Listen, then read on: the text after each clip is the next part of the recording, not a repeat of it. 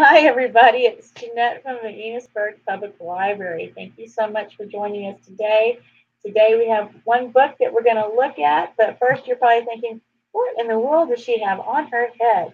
Well, this is a face shield, and I wanted you to be able to see it. It looks just to kind of see what it looks like. You might be seeing some more of these around town, but I really wanted to put it on just so you could see what it looks like and that you might be seeing these when you walk into the library. And when we're working in the library, sometimes we mix, what we're wearing for face coverings, whether it be a face shield or a mask.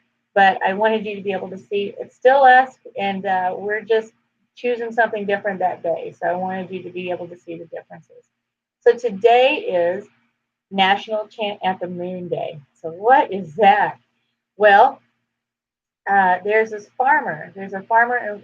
He lives in Washington State, and He's a farmer of cherries. He grows cherries, and there's a legend there that says that when there's a full moon, as there is scheduled for tonight, a full moon, that the full moon enhances the roots of the cherry trees, and so if he picks those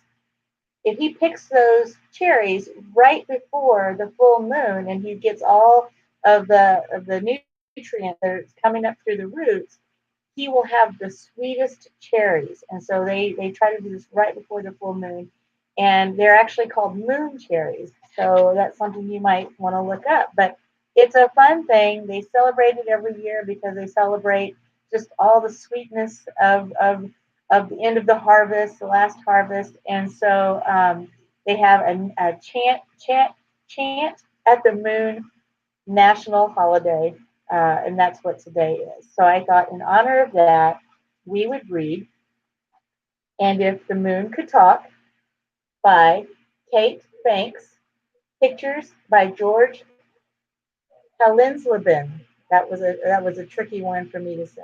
Hallensleben. So I hope you enjoy our story today. I wanted you to see this first picture. This first picture is a beautiful scenery of a nice little village. Kind of, to me, it reminds me of Lake Carmi and in our town. I'd be curious what you think it reminds you of. So, and if the moon could talk.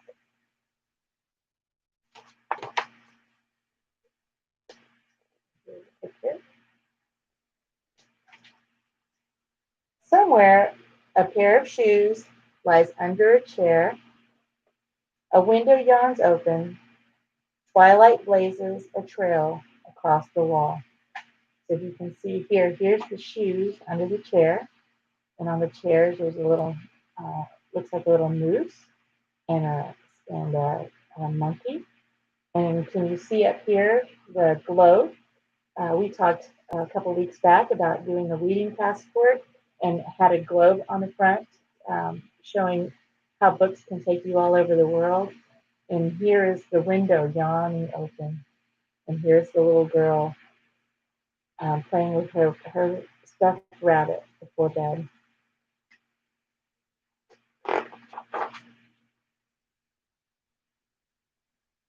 And if the moon could talk, it would tell of evening stealing through the woods and a lizard scurrying home to supper. So you see the lizard, and it looks like a moose. I'm going to say it's a moose. It might also be a deer, but in my opinion, I think it might be a moose. What do you think this is?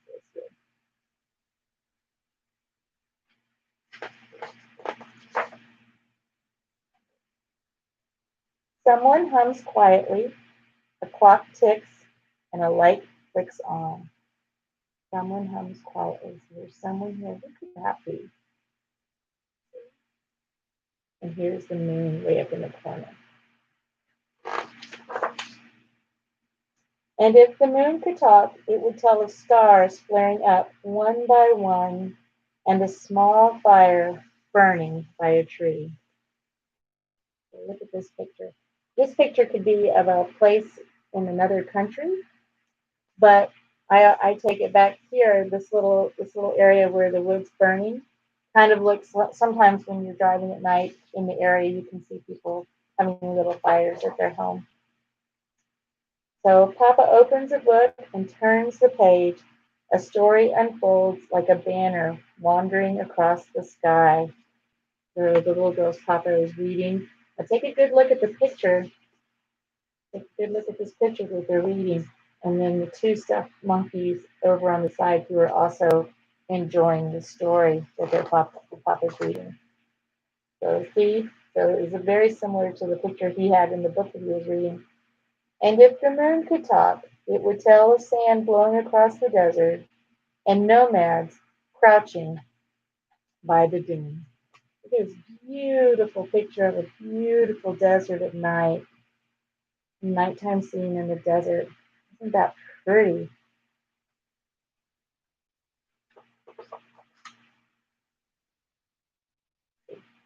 On a small table sits a glass, a wooden boat, and a starfish too. You have a glass, a wooden boat, and a starfish too. And here she is again playing with her little moose. And if the moon could talk, it would tell of waves washing onto the beach, shells, and a crab resting. Isn't that gorgeous? Look at that. Pretty, pretty place. Somewhere in the world, right?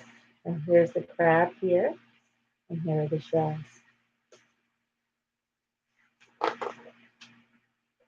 Music chimes from a small box on a shelf. A mobile stirs the air. On a chair, a rabbit sits listening. Here's her room again.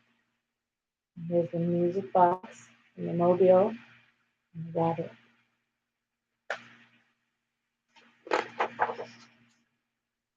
And if the moon could talk, it would tell of the wind rocking a tree and a bird safe in its nest. Now, again, this picture could be of somewhere anywhere in the world. It reminds me a little bit of our home here in Vermont because of the tractor that's going home to the farmhouses.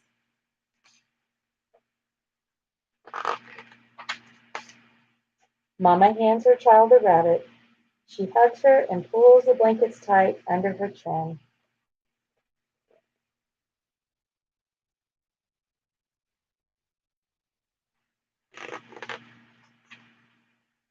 And if the moon could talk, it would tell of a faraway den and a lion licking her cubs.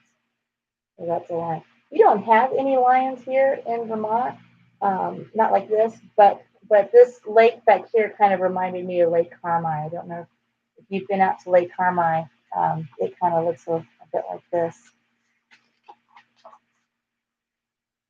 Eyes closed, there is a drowsy hush.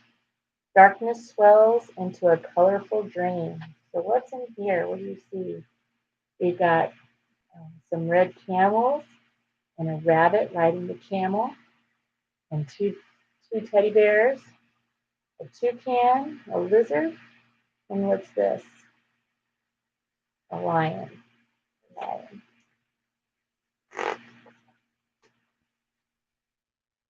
And if the moon could talk, it would tell the child curled up in bed, wrapped in sleep.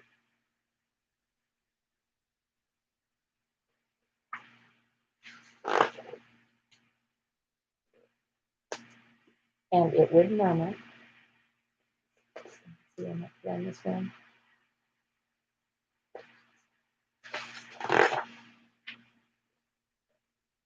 Good night.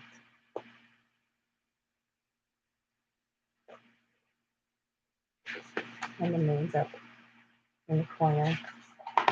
And the last page is a picture of the village again. So I thought that was a fun book to read for tonight's National Chant at the Moon Day today. So a couple of activities that can be done with this. It's not something that we're going to do here in the library, but something that I thought would be fun is one thing is to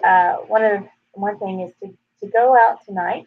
Maybe you can ask your big person that's with you if maybe tonight, if you take a real good nap today, and you get some rest, maybe this evening when the sun goes down, you can take a blanket outside and just you could bring out some fruit. So if you have some cherries, so it's kind of a celebration of all the wonderful fruit at the end of the summer that's going to come to an end. So all our blueberries and raspberries and peaches and cherries, maybe you have some fruit. You can go outside and just enjoy your nice end of the summer fruit as we start getting ready to go back to school. You can sit on your picnic blanket and have a picnic at night. Another thing you can do is just be completely silly, and maybe you have a chant, or some people they say they howl at the moon and make noises at the moon just to celebrate the moon. So should be a full moon tonight, and that could be fun. And a third activity really would just be taking your blanket and just laying down and looking up at the stars and looking up at the moon tonight. Because I think, here in Vermont, we have wonderful opportunities to see such beauty during the day with the sunshine and the beautiful clouds and everything. And if you have one night that you can take where you can just lay down on a blanket and look up in the sky, you'll see that it's just so pretty at night. But often we're inside, as we should be inside and getting ready for bed. But if you can take one night just to go outside and really celebrate and see how pretty the night sky is, I think you will be pleasantly surprised. So maybe, hopefully, it's not raining this evening and the weather is nice, and you'll have a chance to get out and enjoy it. Thank you so much for joining us. I hope you had fun. I hope you enjoyed the book, and we will see you soon.